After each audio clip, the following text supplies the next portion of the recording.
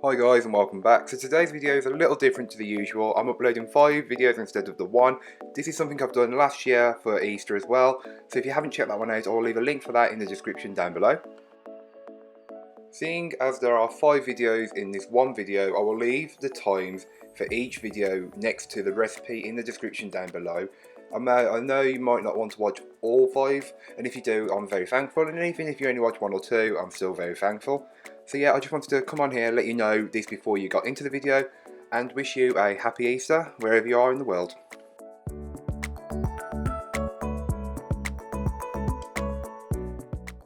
To start this recipe, you'll want to put your chocolate and your butter into a small saucepan and put that over a medium heat and melt that until it's all melted and incorporated and the mixture becomes smooth and glossy.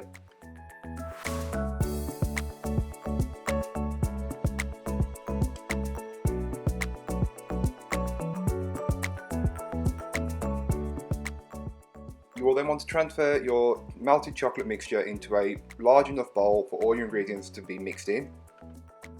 So next you'll want to start whisking your eggs in one at a time, beating well in between each addition, making sure that the egg is fully beaten in.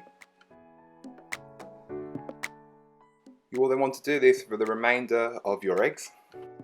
You will notice the consistency of the batter will become runnier, but this will thicken up in a little while.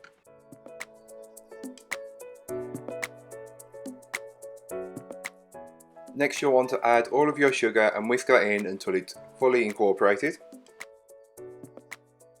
This recipe is easy to do by hand, but if you want to, you can also do it by stand mixer or a handheld mixer. Next you'll want to add in your vanilla. I'm using extract, but you can use whatever you've got, and you'll want to whisk that in until smooth. Scrape down the sides and the bottom of your bowl to incorporate any bits that may not have been fully worked in earlier on.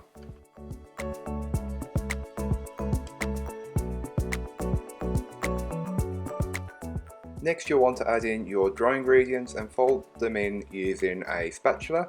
Again, you could do this with a mixer if you want to, but it's easy enough to do by hand. Don't forget to stir in the mini eggs. So once your batter is done, you can then transfer that into your tray or tin. I'm using a disposable one as these are more convenient, but I will leave the measurements down below in the description. I will also leave the baking times and temperatures for every recipe.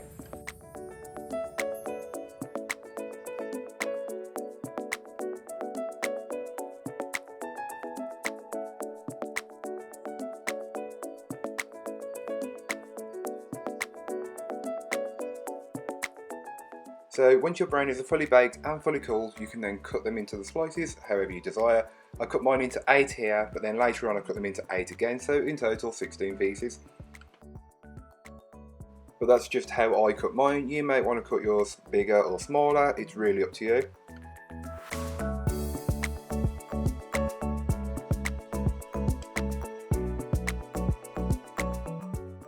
The addition of the buttercream on top is completely optional, but I thought why not, it's Easter.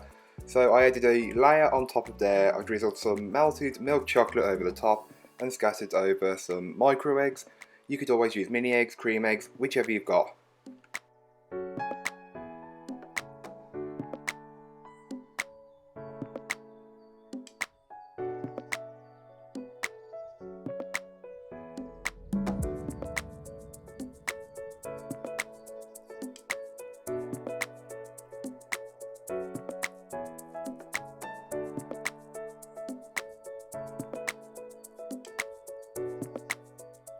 To start your carrot cake, you'll want to put your butter and your light brown sugar into your mixing bowl of choice and beat that over a medium to high speed for a couple of minutes until the ingredients have come together.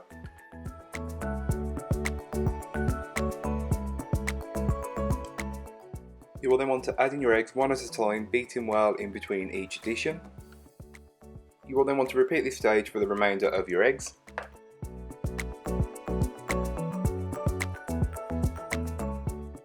So once all of your eggs are incorporated, you will then want to sift in your dry ingredients. I will leave all the weights and measures in the description down below.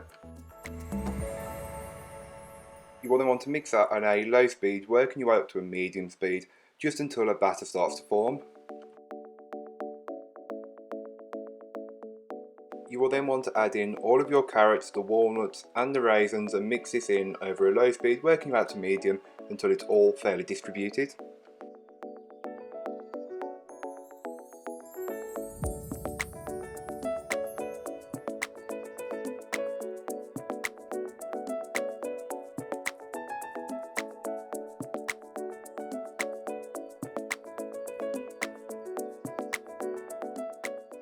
You will then want to scrape down the sides and the bottom of your bowl to incorporate any bits that may not have been fully incorporated from earlier on.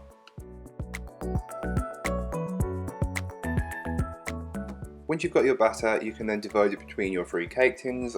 You can do this by eye, but I decided to get my weighing scales out and put the equal amount into each tin. Once you've done that, you will then want to level off the tops using an offset spatula just to smooth it off. This helps with the baking.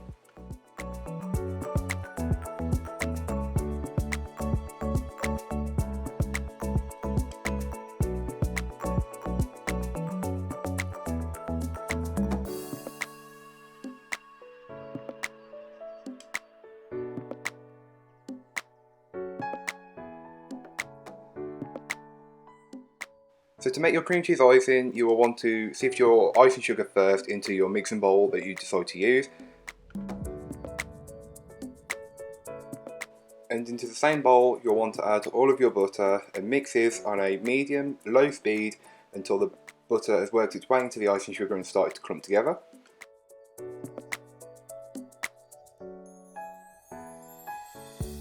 So once you've achieved this, you will then want to add all of your cream cheese into the mixing bowl and start off on a low speed, working your way up to a medium and then working your way onto a high speed. Don't worry if the consistency looks a bit runny at the moment, give it a bit of time mixing and it will thicken up.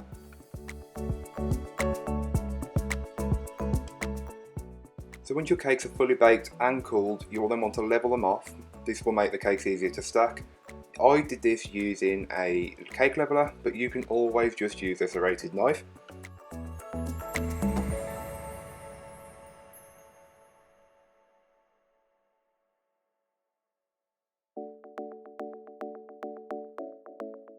So once everything was ready, I could start to stack and assemble the cake.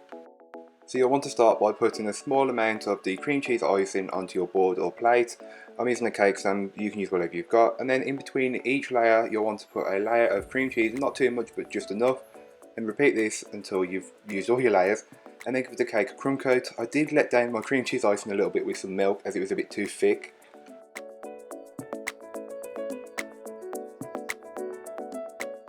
I added a little bit too much milk to my cream cheese mixture, but don't worry, once you put it into the fridge to firm up, you can't tell the difference. And with the leftover cream cheese you've got, you can then put a secondary coat on to give it a thicker coat. You could add walnuts onto the sides and on top, but I just went plain and left it as it is.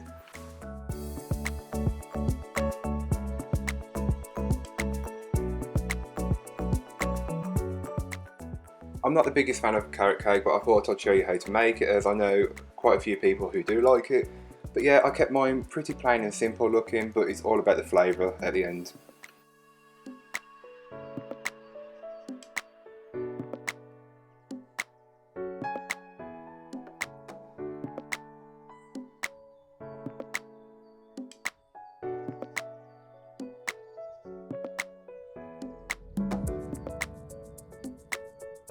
To start this recipe, you'll want to put all of your dry ingredients into a large mixing bowl and just whisk them together until they are combined.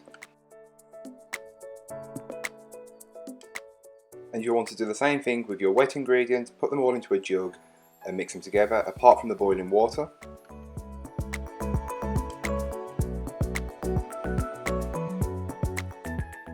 You will then want to add the wet ingredients to the dry ingredients and whisk that until you have a smooth-ish batter. It will be pretty thick, but don't worry, we'll sort that in a minute.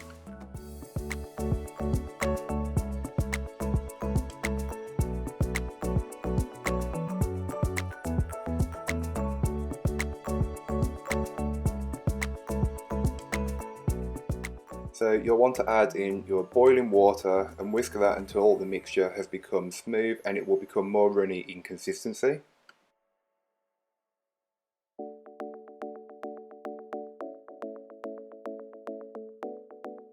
Next you'll want to add in your vanilla and just whisk that in until combined.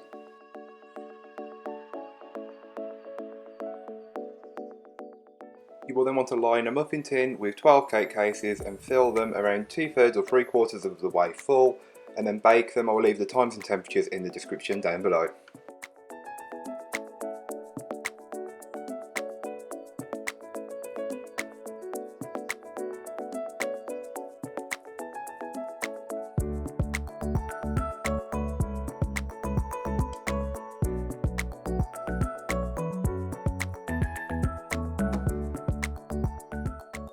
So from the one batch of cupcakes I did two types, cream egg and mini egg, but these are the cream egg ones, so I pipe a small amount of vanilla buttercream on top of the chocolate cake. I then pipe a small amount of orange buttercream which has just been coloured with some colour gel. I then top each cupcake with half of a cream egg. Again, this is optional, you could put a full cream egg, but that might be a bit too much. I then drizzle over a generous amount of some melted milk chocolate. Again, this is completely optional, but it really does add to the look and the flavour of the cake.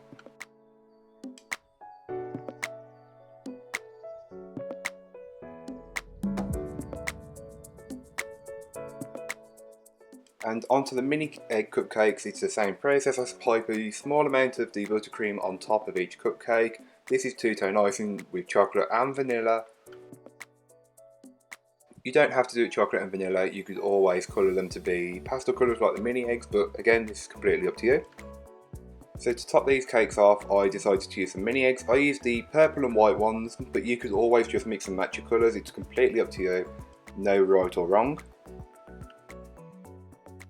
And don't worry if you forgot anything, I will leave all the weights, measures, baking times, temperatures, everything you need for this recipe in the description down below.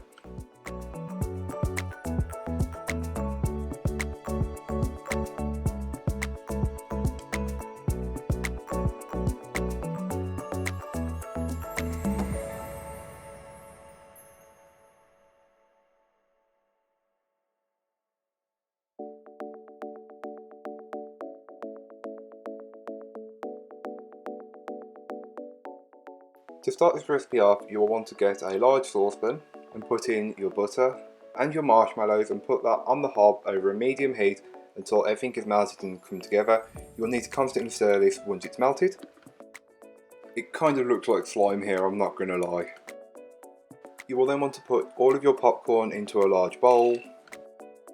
You don't need a lot, a little goes a long way.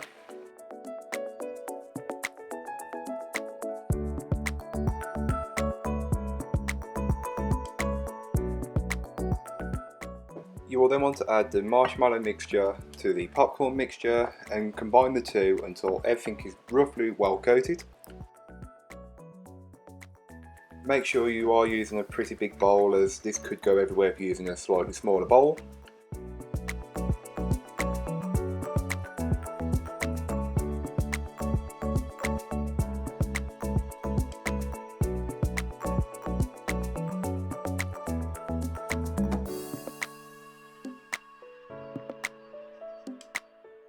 Adding some mini eggs, I will leave the weights and measurements in the description down below. I decided to use pink and yellow on this one, but you could always just use all the colours if you wanted to.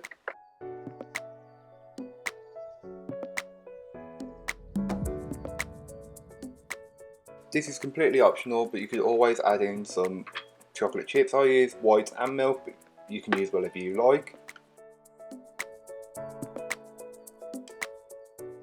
You will then want to get your tray. I'm using a disposable one again here, but you can use whatever you've got. I will leave the measurements in the description down below.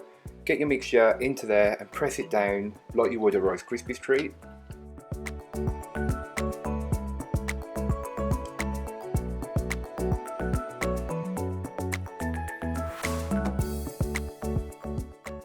So once you've got this into your tin, you will then want to just put this in the fridge for around 15 minutes to firm up. Add on top some mini eggs, I've used pink and yellow again, and drizzle over some white chocolate. You can use as much or as little as you please, it's really up to you.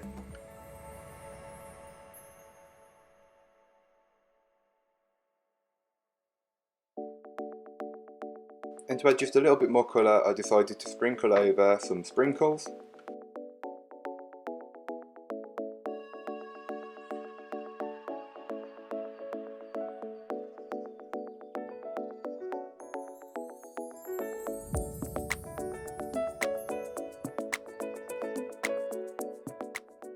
So you'll want to remove this from the fridge and drizzle over your melted milk chocolate. Again, if you don't like the white or milk, you can always replace it with dark or whichever you've got or like.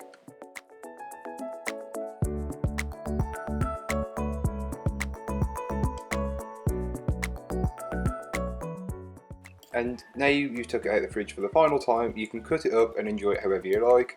I cut mine into squares, but you can cut it however you like.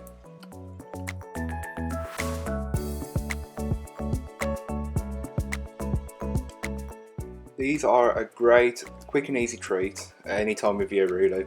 But if you want to try something different to a Rice Krispies treat, these would make the perfect alternative.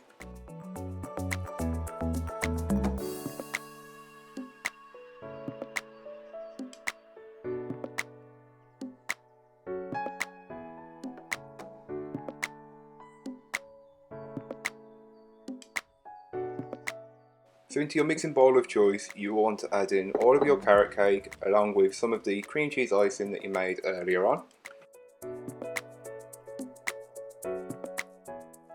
You will then want to mix this on a medium to high speed to incorporate it all. If your mixture looks a bit too stiff, add a bit more cream cheese, but be careful not to add too much. Scrape down the sides and the bottom of your bowl to incorporate any bits that may not have been from earlier on.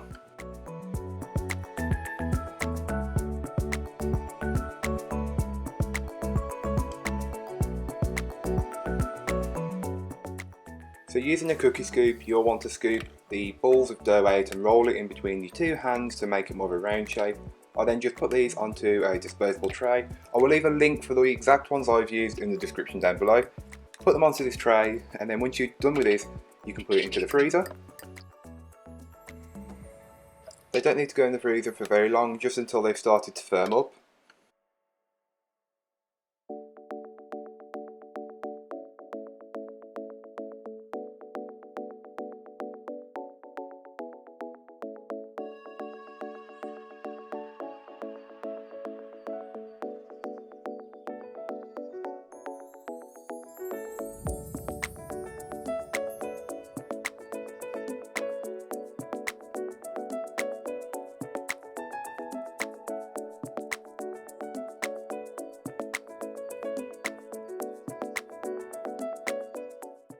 You'll want to get a truffle and put it into the white chocolate, moving it around with 2 forks, and then moving that from the milk chocolate onto your tray lined with some grease-proof paper. Again, you'll want to put these then into the fridge once you've got all of them done, just to firm up, and then you're ready to enjoy them. These are a really quick and easy treat if you're looking for something a little different, and perfect for Easter as their carrot cake. These are basically just a cake pop without a stick.